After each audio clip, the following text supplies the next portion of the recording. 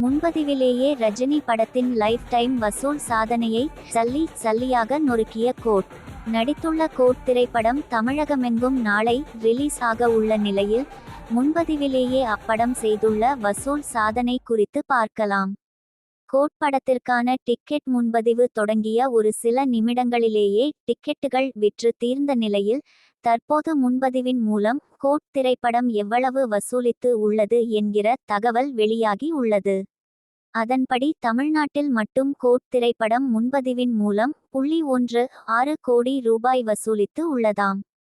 அதேபோல் அமெரிக்காவில் 50 பைசா 5 கோடி வசூலித்துள்ள இப்படம் கேரளாவில் 10 பைசா 3 கோடியும் கர்நாடகாவில் 30 பைசா 4 கோடியும் வசூலித்து இருக்கிறது.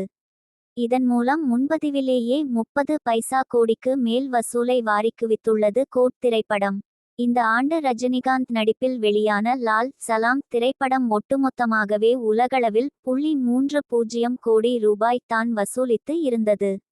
ஆனால் கோட் திரைப்படம் முன்பதிவிலேயே அந்த வசூலை வாரிக்குவித்து ரஜினி படத்தின் லைஃப் டைம் வசூல் சாதனையை முறியடித்து உள்ளது.